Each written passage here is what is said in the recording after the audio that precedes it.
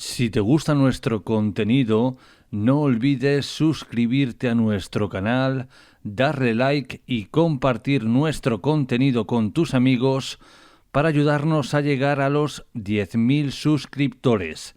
Además, si quieres apoyarnos aún más, puedes hacerlo en la sección Gracias que aparece justo debajo del vídeo. Tu apoyo significa mucho para nosotros.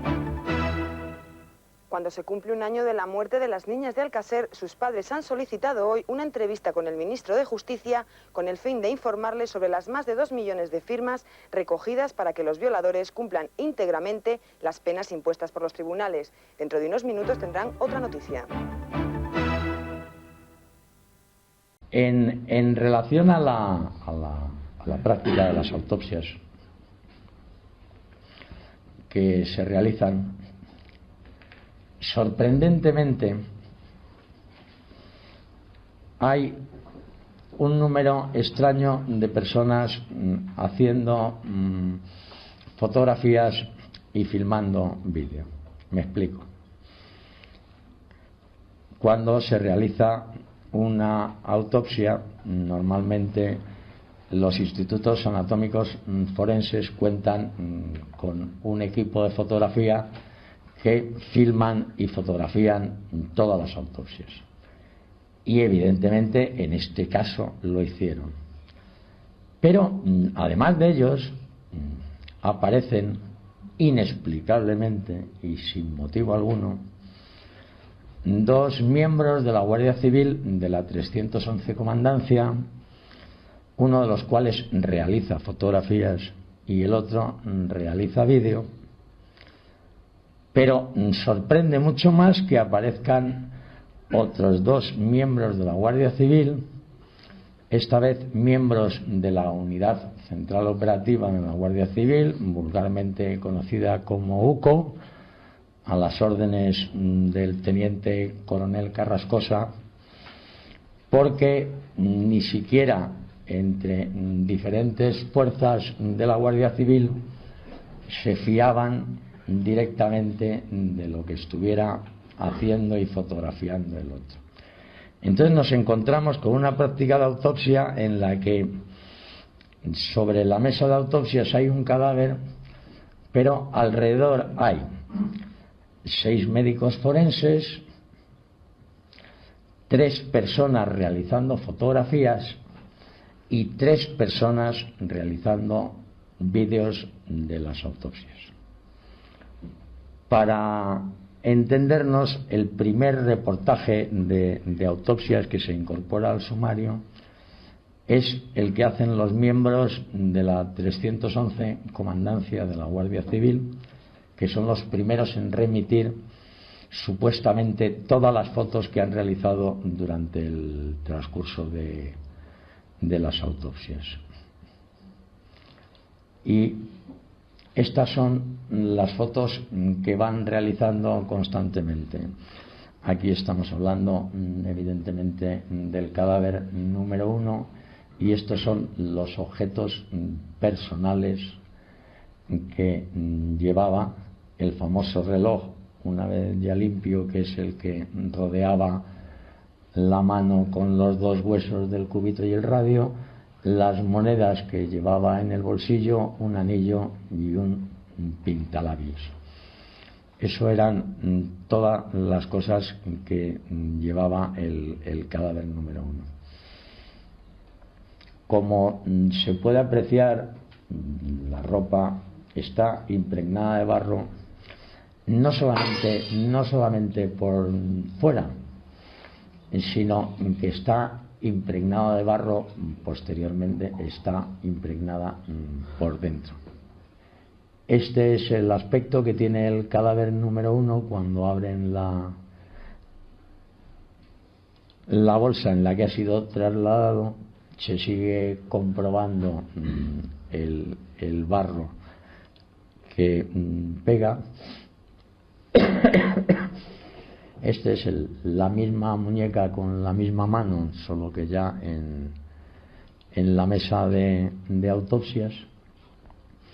Aquí podemos ver otra toma donde se ven precisamente el cúbito ese y el radio, el reloj que está aquí, y esta es la famosa venda atada a la muñeca que comunica con supuesta mano, la otra mano que tiene concretamente atada a la espalda. Aquí se puede apreciar algo mejor la forma esa de la mano con los huesos y con un detalle añadido que, bueno, alguna vez, como esta foto se verá, que es esto, que a lo mejor si tenemos tiempo hablaremos, porque si no al final os quedáis sin ver la mitad del material gráfico. Esta es la cabeza del cadáver número 1. ¿A quién pertenecía el número 1 o Ignacio? Toñi. Toñi, Desiré y Miriam. 1, Toñi, 2, Desiré, 3, Miriam. Por orden, como estaban en la fosa del cadáver, que estaba más elevado en la fosa, y el que asomaba la mano es el cadáver de Toñi. En medio estaba Desiré y abajo del todo estaba Miriam. Esta es la mano, lógicamente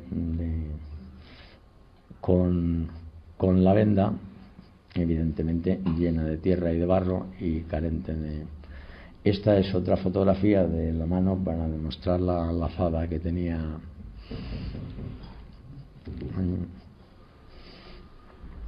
Esta es otra foto de lo mismo. Nadie entiende qué es lo que han querido fotografiar aquí, porque está...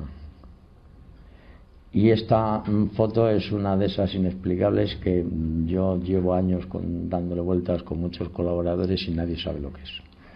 Entonces es inexplicable que esté aquí. Vuelven otra vez a la mano. Parece que toda la autopsia del cadáver de Toñi es simplemente fotografiar la mano sin hacer autopsia alguna. Y aquí ya nos encontramos con el cadáver de Toñi. Aquí yo quiero hacer un inciso que es fundamental.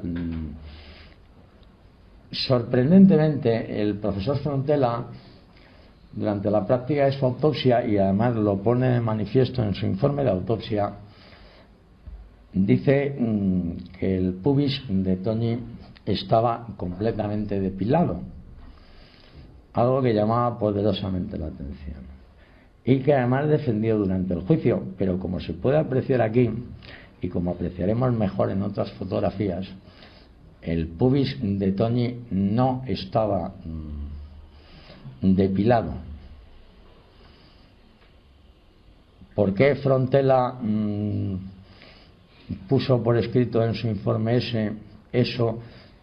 Se ratificó bajo juramento en el juicio sobre lo mismo y lo volvió a deponer cuando fue preguntado por los distintos letrados. Pues desconozco el motivo.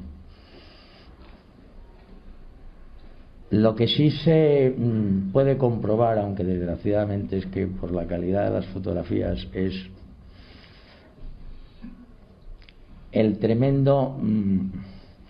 la tremenda desarticulación que tienen los cadáveres en el momento en el que se tocan. Es decir, en el momento en que los médicos forenses empiezan a realizar la autopsia, se dan perfectamente cuenta que todas las zonas de nivel del torso hasta el cuello de las niñas están fragmentadas.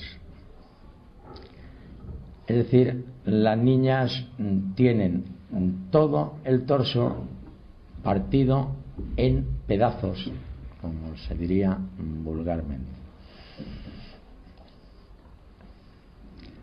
En esta fotografía, que se puede volver a apreciar, pues se puede comprobar cómo Toñi sí tenía vello púbico, y volvemos a los milagros de los procesos de la putrefacción, según los médicos forenses, en que estamos viendo que su cabeza es una auténtica calavera mientras el resto del cuerpo, de cintura para abajo, se conserva en un estado medianamente asequible. Aquí están haciendo sínfisis púbica, es decir, extirpando los genitales de todas las niñas, que fue lo que se hizo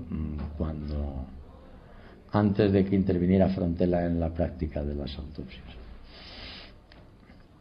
Hablando del mismo cadáver, nos podemos dar cuenta perfectamente que a partir de la cintura para arriba todo está desarticulado, y como podréis apreciar, las costillas están completamente sueltas, así como el húmero, que está completamente suelto de lo que es el omóplato. Este sería el cráneo, una vez limpio, del cadáver número 1, con el supuesto orificio de entrada, y esta es una ampliación de ese orificio de entrada. Y esta es, bueno, pues como el caso JFK tenía una bala mágica, en el caso Alcácer también tenemos no una, sino dos. Entonces tenemos dos balas que han atravesado un cráneo y que inexplicablemente, como todos vosotros sabréis si alguna vez habéis visto un CSI o cualquier serie de investigación criminal, las balas, cuando atraviesan los cráneos, se deforman. Inexplicablemente, esta bala la encuentran los médicos forenses incrustada en la órbita ocular derecha del cráneo de Toñi. Sin embargo, después de haber traspasado el cráneo y de haberse incrustado en la zona ocular, está absolutamente indeformada, algo que no tiene explicación aparente, salvo que estemos hablando de munición súper especializada que en el año 92 en España no tenía nadie, no solo en las fuerzas de seguridad, sino en el ejército. Esta es la mandíbula del cadáver número 1, un tema del que luego hablaremos al respecto de los dientes, y esto es el interior del cráneo del cadáver número 1. Es una pena que no haya calidad porque las fotografías que yo tengo están en alta y se ven muy bien, para que se pudiera apreciar que esto son larvas. Entonces estamos hablando de larvas en escasísima cantidad, algo que es prácticamente imposible de hallar, en un estado de gestación ya prácticamente de pupa, en el interior del cráneo, sin que en las zonas por las que hubieran podido penetrar los dípteros, que hubieran podido depositar los huevos para que nacieran esas larvas, estuvieran abiertas. Me explico. Es decir, por proceso de la putrefacción, lógicamente, tanto la zona de los globos oculares como la zona de la nariz estaban completamente bloqueadas, lógicamente, por productos de la putrefacción, y evidentemente es imposible para un díptero penetrar dentro de la cabeza de un ser humano para depositar los huevos. Otra cosa es que los hayan depositado en cualquiera de las cavidades y aberturas naturales, pero eso implicaría que los cadáveres tendrían que haber estado como mínimo entre 1 y 2 días a la intemperie, en un clima y en una zona donde esos dípteros pudieran haber depositado los huevos. Esto es una misma toma del cráneo donde por falta de calidad no se puede apreciar, y aquí evidentemente es un aspecto más técnico, pero estos son los órganos genitales del cadáver número 1 una vez que han sido amputados los mismos para su traslado al Instituto Nacional de Toxicología en Madrid. Este es un detalle de 2 de los vellos púbicos que posteriormente se analizaron y se sacó el posterior ADN, y que, como se puede comprobar, fueron hallados en la zona anal del cadáver número 1, porque sorprendentemente el cadáver número 1 no sufrió violación vaginal alguno y tenía el himen intacto cuando se realizó la autopsia. Sin embargo, sí había sufrido agresiones sexuales anales, y fue donde se encontraron 2 de los vellos púbicos que posteriormente analizó el profesor Carrecedo y sacó el ADN. Y esto es las ropas, una vez desnudado el cadáver de número 1, donde se aprecia el reloj, los mismos detalles que habíamos visto siempre, y sorprendentemente los calcetines. Digo sorprendentemente los calcetines porque los cadáveres de las niñas aparecieron con todos los objetos que portaban cuando salían de casa y con todas las prendas de ropa salvo los calcetines, y el cadáver número 2 y el cadáver número 3 aparecen sin calcetines, y los calcetines no aparecieron. Es un detalle cuanto menos curioso, y por lo menos para mí de momento sin explicación alguna.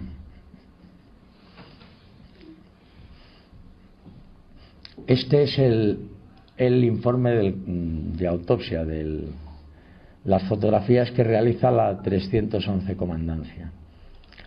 Y después vamos a ver las fotografías que realizan los técnicos del Instituto Anatómico Forense de Valencia, del cadáver también número 1, porque las fotografías que realizó los miembros de la UCO, de la Guardia Civil, jamás las aportaron al juzgado, pese a que fueron requeridos por su señoría en innumerables ocasiones, y siempre respondieron que ellos ya las habían aportado al juzgado, bien directamente o bien a través de la 311 Comandancia.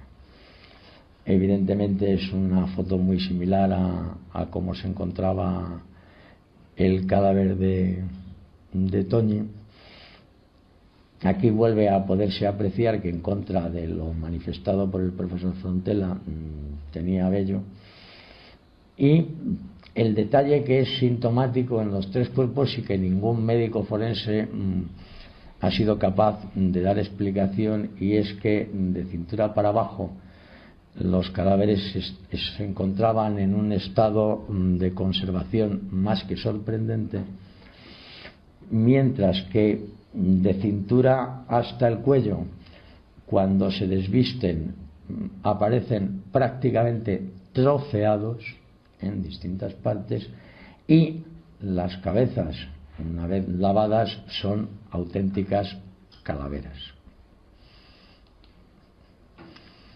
Esta es la cabeza del cadáver número 2, en la cual nos volvemos a encontrar con estas extrañas manchas blancas que nunca han sido identificadas. Y esto es la segunda bala que aparece. La segunda bala que aparece genera cierta polémica porque hay un informe de la Guardia Civil en el sumario en el que se afirma que se encontró entre las manos cadavéricas de Desiré.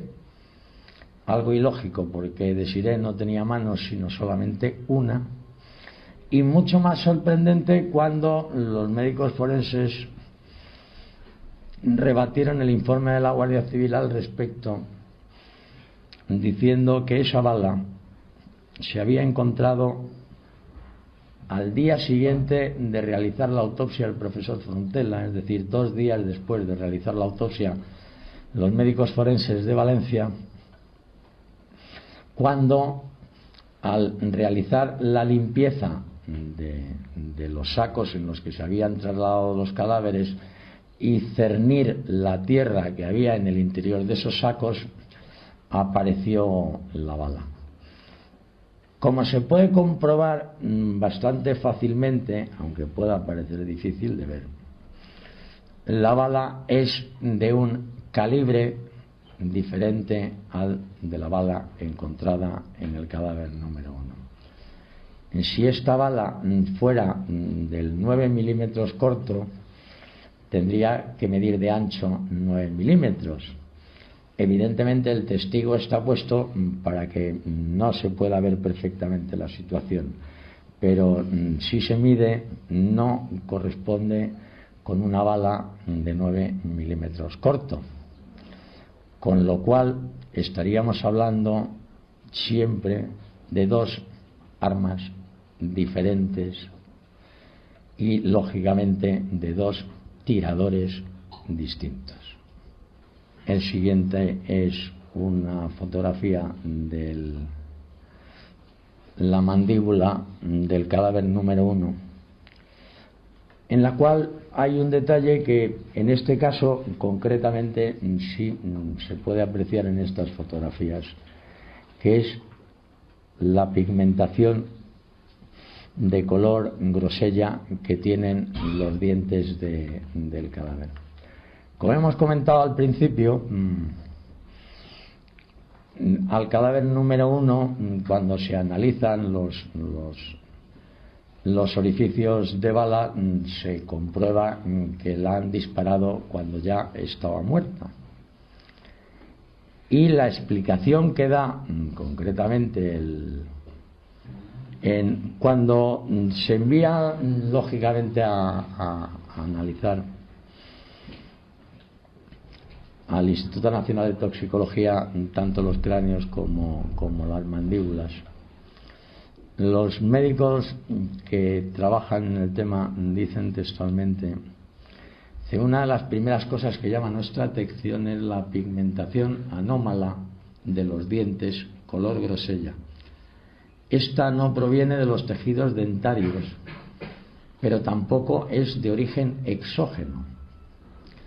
Tanto en nuestra experiencia como en la de otros antropólogos forenses, esta pigmentación la hemos encontrado en los casos de muertes por asfixia de cualquier origen: ahogados, intoxicaciones de monóxido de carbono, sobredosis de heroína, etc.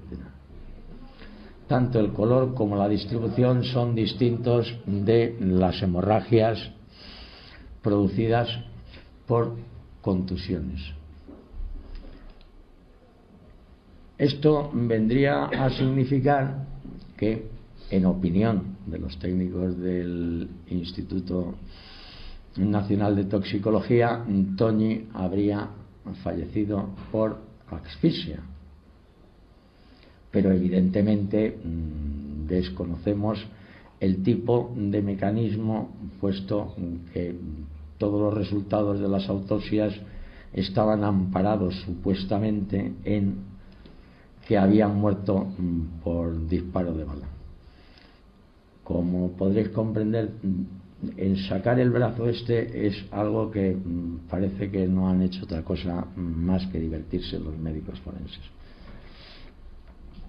Aquí, que ya estamos hablando del cadáver número 2, volvemos a encontrarnos otra vez, y aquí se puede apreciar bastante correctamente, o aquí, cómo existen larvas en el interior del cerebro de Desirée, cerebro ya en proceso de licuefacción.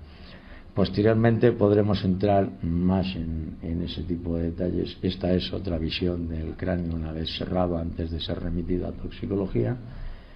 Y estas son las fotos tal y como constan y en el orden en el que están expuestas en el sumario, pero como veréis, lo más fotografiado de todo sigue siendo el famoso brazo. Y esta es la otra mano del cadáver número 1, donde se pueden apreciar unas sustancias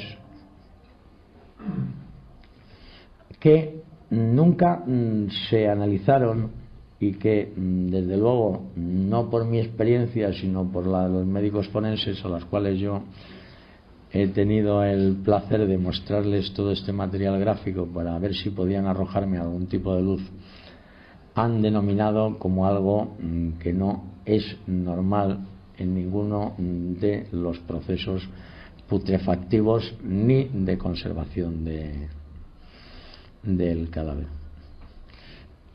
Esto es la zona genital abierta, que es aparentemente complicada de entender, pero sorprende mucho las pigmentaciones de color azul encontradas en el interior de la vagina, pese a que, como os comentaba antes, estábamos hablando de una persona que tiene el himen intacto.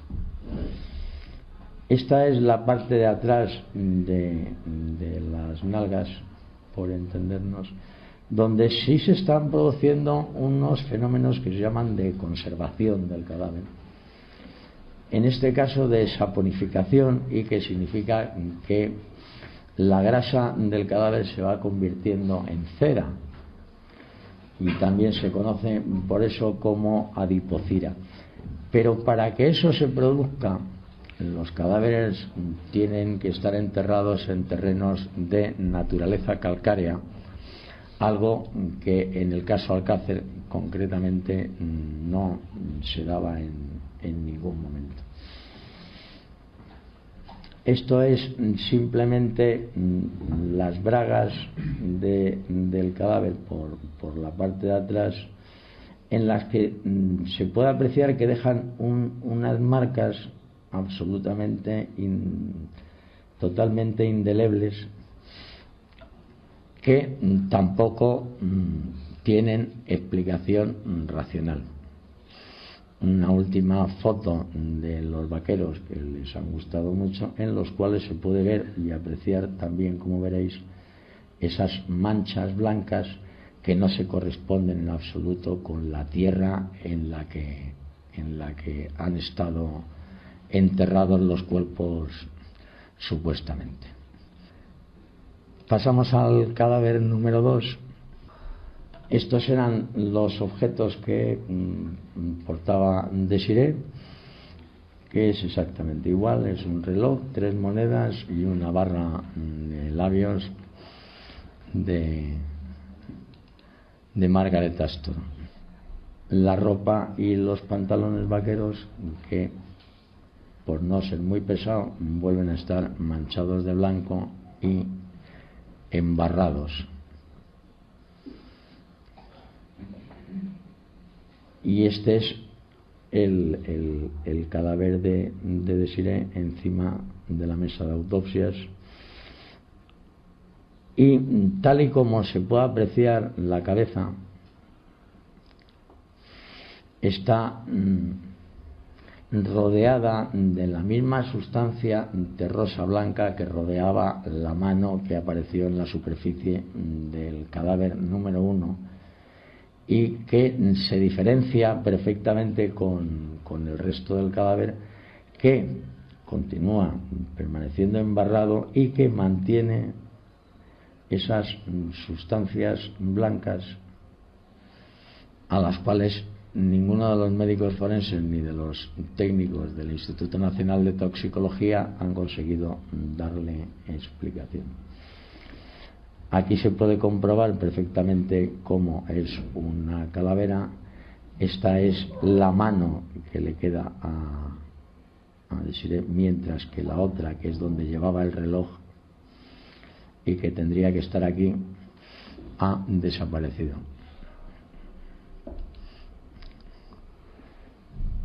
Aquí se puede apreciar mejor la mano, y esta es la famosa cuerda de esparto a modo de esposas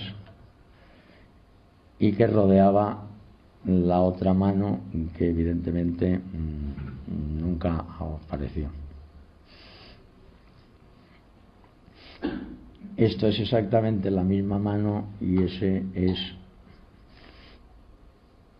el agujero de las esposas de cuerda que le rodeaban.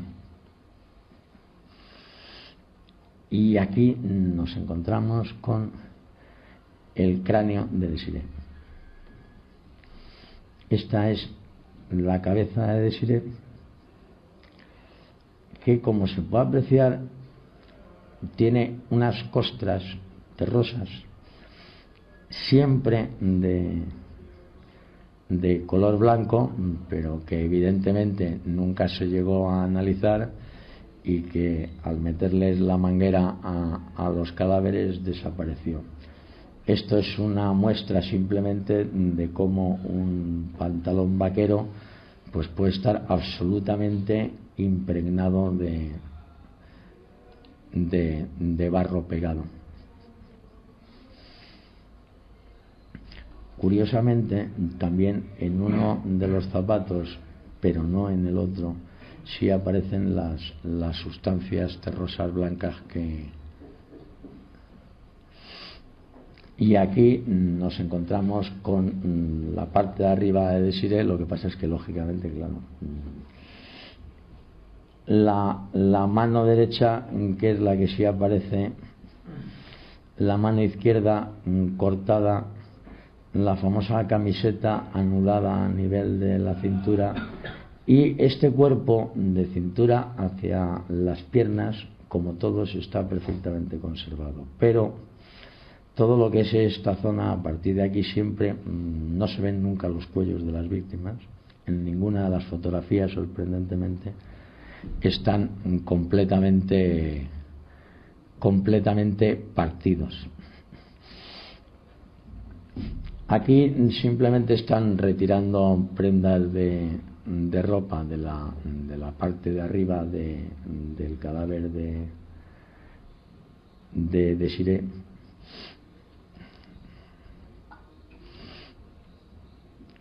Esta es la camiseta en la cual se pueden apreciar, no aquí en la foto, pero sí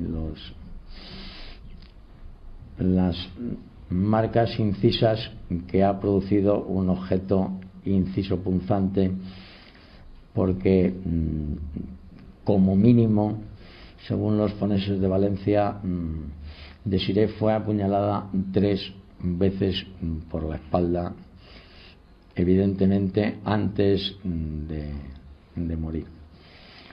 Aquí es una toma ampliada del supuesto cráneo de Desiré, donde se puede apreciar el orificio de entrada de bala, y donde nos volvemos a encontrar otra vez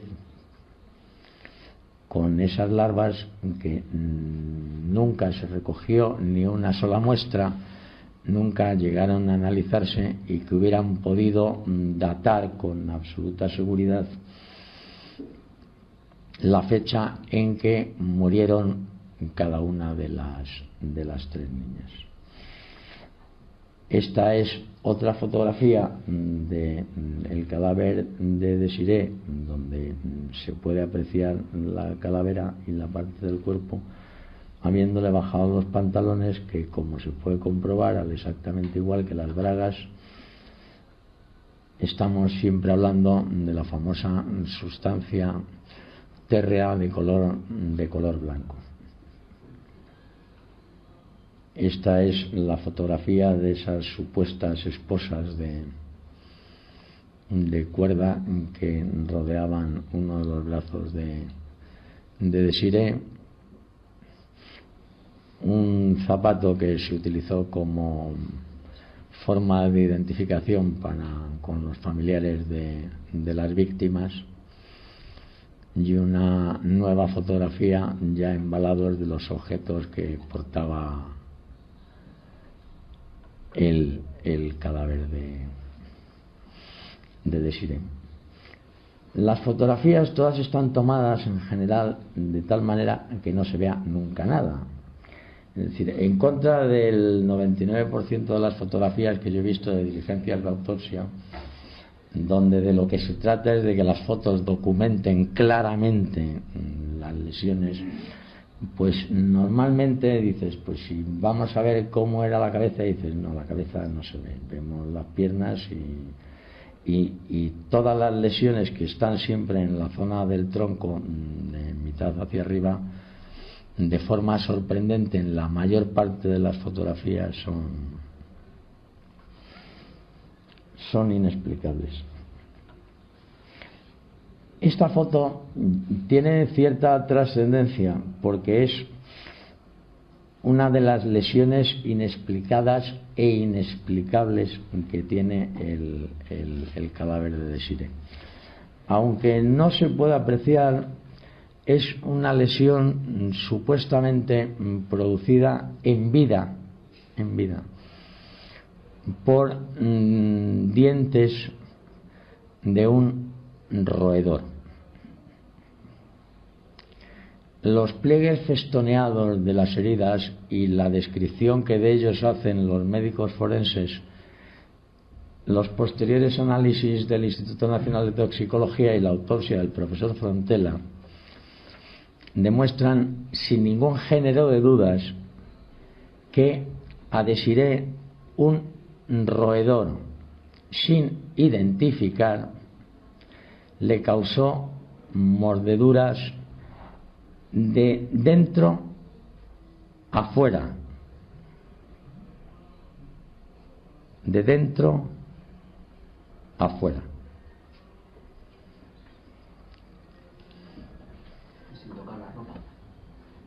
Evidentemente. Este es el cadáver de Desiré, donde se puede apreciar la amputación de la areola de la mama derecha y donde se puede apreciar que el cuello está cerrado. Algo absolutamente inexplicable si la cabeza se ha desprendido por la desarticulación de las vértebras.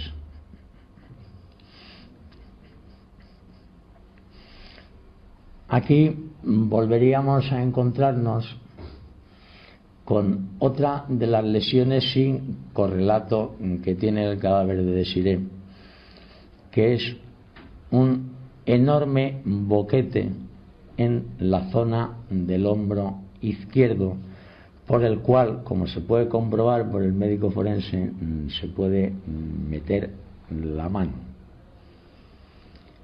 y que evidentemente los médicos forenses en su informe de autopsia dejaron evidentemente sin explicar. Estas son fotografías donde se puede apreciar o mal apreciar evidentemente las grandes deformaciones que tienen tanto el ano como la vagina, y en este caso concreto en el cadáver de Desiré la ausencia absoluta de piel en la espalda, que deja ver toda la espalda al aire. aquí se puede apreciar con más facilidad, mientras uno de los médicos forenses, en este caso el profesor Verdú, lo digo porque conozco sus gafas, está señalando una de las zonas donde le produjeron heridas incisopunzantes, como mínimo en un número de 3, como os he comentado con anterioridad, y que aquí, por la zona, claro, desgraciadamente no tenemos la calidad para apreciar el tema, lo que se nota es una de las zonas por donde ha penetrado ese arma incisopunzante. Este es el cráneo de Desiré, donde se ve el agujero de entrada de bala.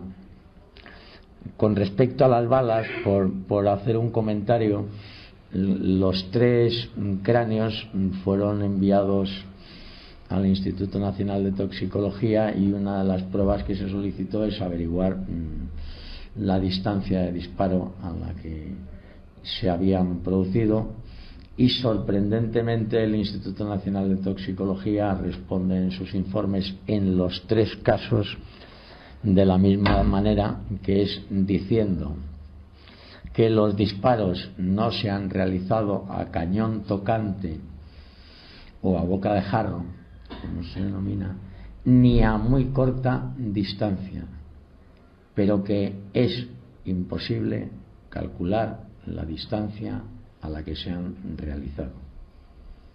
A mí esto me llama poderosísimamente la atención, que en el mejor laboratorio criminalístico que hay en España sean incapaces de averiguar la distancia aproximada a la que se ha realizado un disparo, porque vuelvo a repetiros, creo que todos vosotros habéis visto alguna vez alguna serie norteamericana de criminalística en la que te demuestran lo absolutamente fácil que es enlazar. Sorprende, junto con el orificio de entrada, la pigmentación que existe, y que posteriormente los miembros del Instituto Nacional de Toxicología mantenían que habían sido golpes sufridos en la cabeza post-mortem.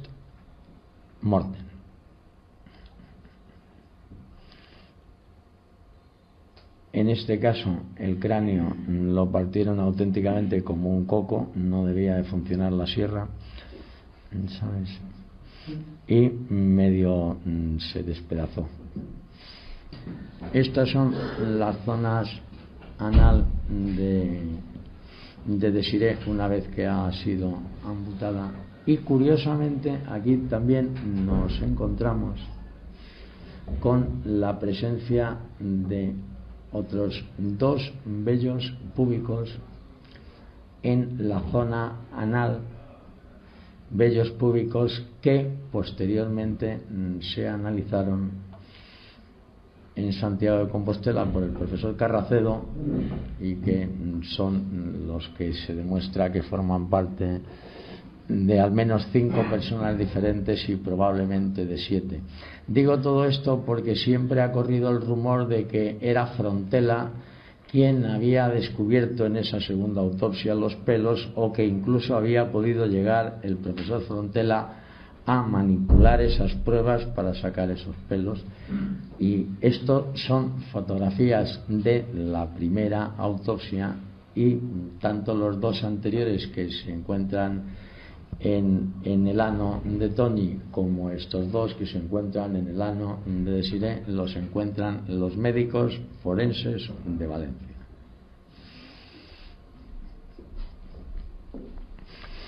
Esto es otra disección del aparato genital, concretamente de la vagina de Desiré, pero la fotografía no aporta ningún detalle. Una de la mandíbula, en la que podemos comprobar, como luego comprobaremos en los 3 cadáveres, en la que a todas les faltan numerosas piezas dentales, pero las que les faltan con seguridad a todas son los 2 incisivos mediales de la mandíbula. Incisivos mediales de la mandíbula que han sido arrancados. Y esto ya es dar la vuelta a los mismos. Y ahora vamos a ver las fotografías que hicieron del cadáver número 2 los técnicos del Instituto Anatómico Forense. Las anteriores fueron las que realizó la Guardia Civil del cadáver de... Bueno, ya está. Es nuevamente el cadáver de Desiré en la mesa de autopsias. Los detalles son bastante repetitivos, pero son distintas tomas, aunque curiosamente no se puede apreciar prácticamente nada en ninguna de ellas, salvo que trabajes en alta definición como están las fotografías. Pero como aquí, como se puede comprobar, falta evidentemente la mano. Y no solamente es que falte la mano, sino que falta toda la carne prácticamente del primer tercio del antebrazo. Y en este caso sí nos encontramos, porque lo podemos ver en el caso anterior, con que efectivamente sí parece que hay una gran deformación en la cabeza, que no es en el cadáver número 3 sino en el cadáver número 2, y es todo esto que existe en esta zona no forma parte del cráneo. En la fotografía esta posterior se puede apreciar que si la cabeza es exactamente esto, todo esto que hay aquí es lo que nadie sabe absolutamente qué es lo que es. Pero estaríamos hablando del cadáver número 2 y no del cadáver número 3, que es en el que tanto su señoría como el médico forense veían la existencia de malformación en la cabeza.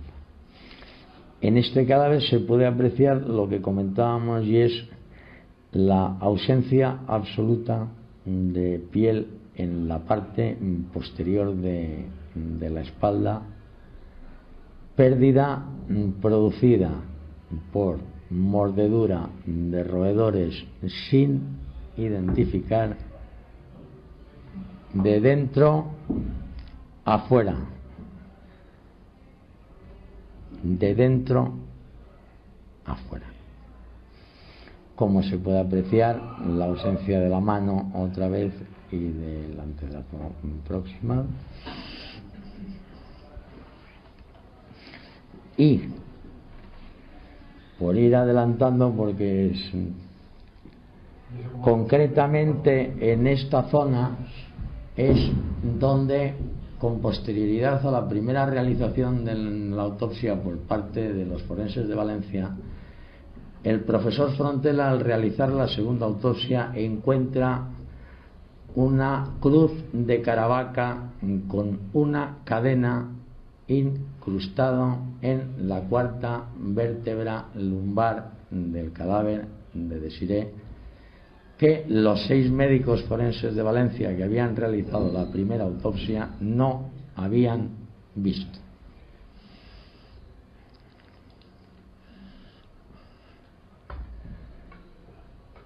Es el cadáver por delante, todavía vestido, el cráneo y la famosa atadura de la camiseta después de la amputación, que la atan como si fuera una folclórica. Tiene el detalle Antonio Anglés de hacer esas cosas con las mujeres.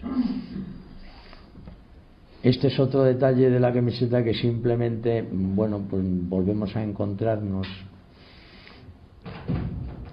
escasa cantidad de larvas y sorprendentes manchas blancas como han aparecido en el resto de los cadáveres.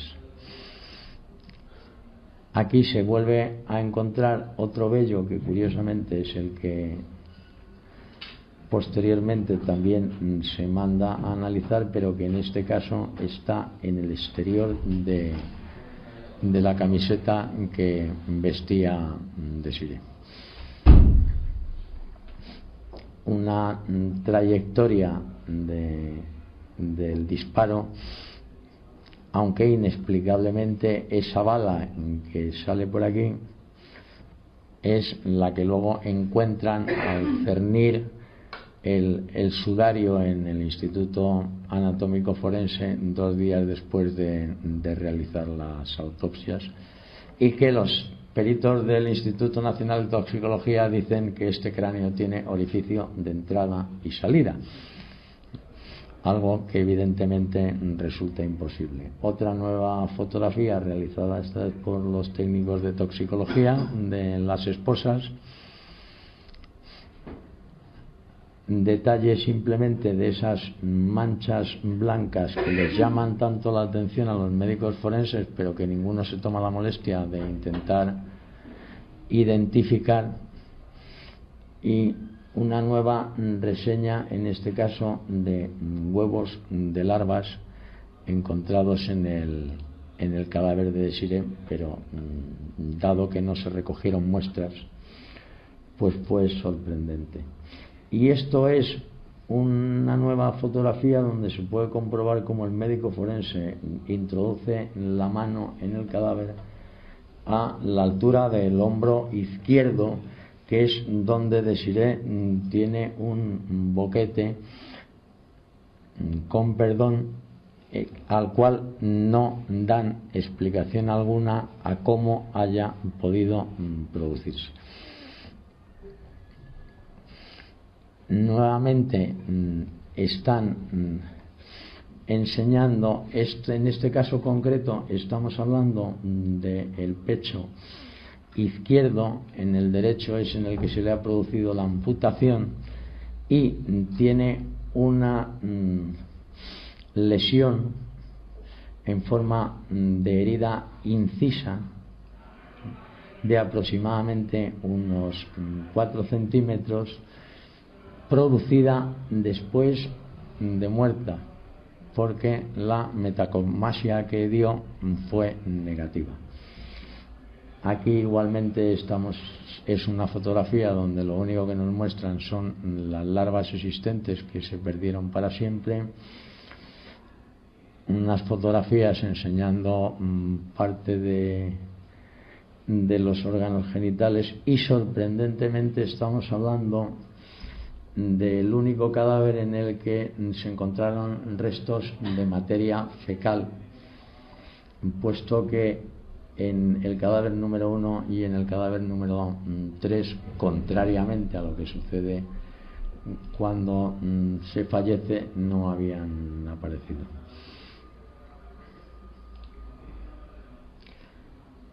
Estos son la zona anal, otra vez abierta, antes de ser remitida a toxicología, y esto es una fotografía de la mano que le quedaba a Desiré, todavía con las esposas esas famosas puestas, pero que no aporta ahí, no se conoce nada. Y esto es otra prenda de ropa donde se puede comprobar, como he dicho ya hasta la saciedad, el barro y las manchas blancas que no encuentran explicación y que no pertenecen a...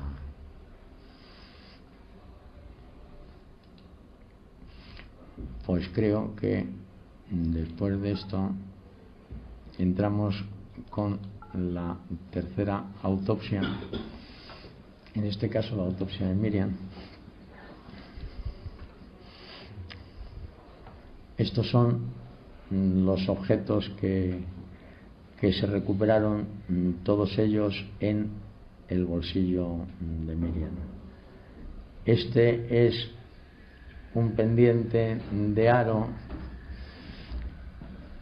cuya pareja supuestamente apareció en el interior de la caseta de la Romana durante la inspección ocular de 72 horas que realizaron los miembros de la UCO al día siguiente del levantamiento de los cadáveres. una fotografía del reloj que llevaba Miriam, y nuevamente las manchas blancas, que son el barro, y esta es la famosa mano de Miriam, la única que le queda, donde se puede apreciar que tiene infiltraciones hemorrágicas todavía en la muñeca, algo absolutamente imposible 75 días después. Mano en la que supuestamente portaba un objeto, entre comillas. Esta es la espalda de Miriam, donde se puede apreciar en primer lugar un moratón de aproximadamente unos 40 centímetros de ancho, producido por, según apreciación del profesor Frontela, más de 100 golpes consecutivos en la misma zona. Además, aunque nunca explicaron el mecanismo de producción, se puede apreciar cómo tiene un corte de alrededor de 7 centímetros en la espalda, corte que ha sido producido post-mortem.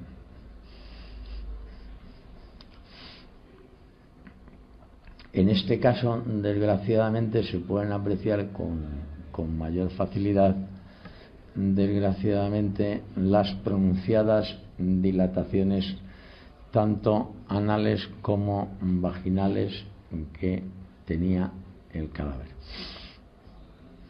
Concretamente, en el cadáver número 3, que es el que corresponde a Miriam, fue donde tanto los médicos forenses de Valencia como el profesor Frontela, como los informes del Instituto Nacional de Toxicología, demuestran que se han cometido actos de necrofilia que incluían penetraciones anales y vaginales tanto con objetos como peneanas. Este es el cráneo de Miriam, con el orificio de entrada. Un nuevo detalle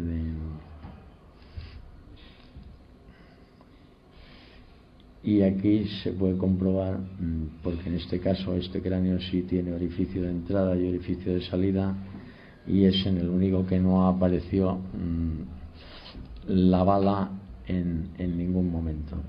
Son distintas fotografías del mismo cráneo en distintas posiciones. Se puede apreciar que concretamente en el cráneo de Miriam, salvo 3 de los molares, todos los dientes del maxilar superior habían desaparecido.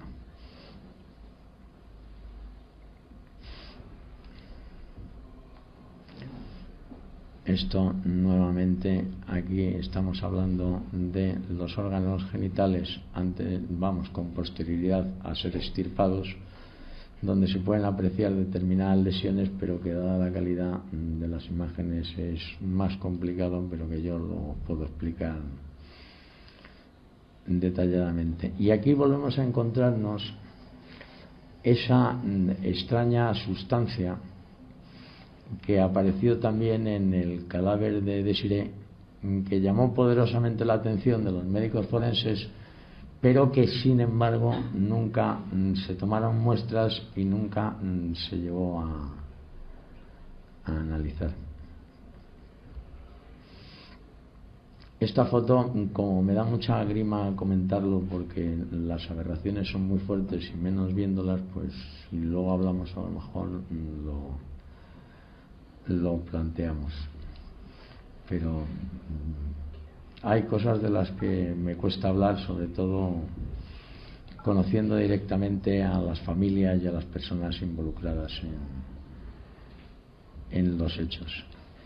Y estas son las fotografías de la autopsia de Miriam, en este caso las que hacen los técnicos del Instituto Anatómico Forense de Valencia.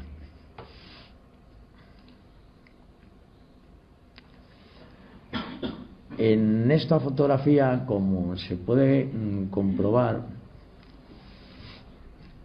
esta es la cabeza del húmero, que es la que une la parte del brazo con el hombro.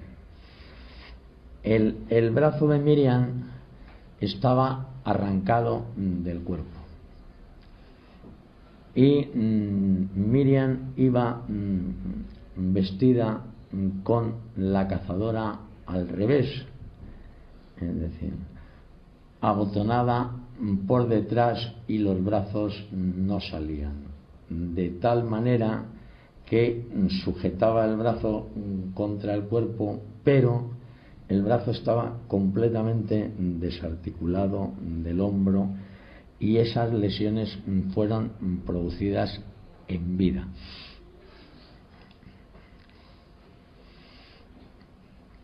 Esta es una nueva fotografía donde se vuelven a apreciar las sustancias que no pertenecen a la tierra del interior de la fosa, y esta es la mandíbula de Miriam, donde se puede comprobar cómo el cóndilo, que es este hueso de aquí, está partido. Para partir un cóndilo, para que podáis haceros una idea, hacen falta 50 puñetazos de Mike Tyson sin guantes para romper el cóndilo de una mandíbula. Sin embargo, en este caso el de Miriam estaba así, y no se ha dado nunca explicación plausible a esa lesión como a tantas otras. Esta es la mano de Desiré con las infiltraciones hemorrágicas en la muñeca, y con algo que parece encerrar en el interior de su mano. Esto, aunque pueda parecer más difícil de entender, es la calavera, el maxilar, la parte de atrás, y este es la mandíbula por la parte de abajo. Aquí tendría que tener los dientes, que no los tiene, y esta es la cabeza del húmero, que está desarticulado del cuerpo. En este caso, Miriam llevaba 2 bragas porque había estado con la regla. Aquí estamos hablando de los órganos genitales una vez amputados para ser enviados a toxicología, y aquí lo único que se puede apreciar claramente es la ausencia de la cabeza y la desarticulación del brazo, aunque tal y como están tomadas las fotografías, desgraciadamente no se pueden apreciar perfectamente. Una toma quitándole el reloj y los objetos del reloj.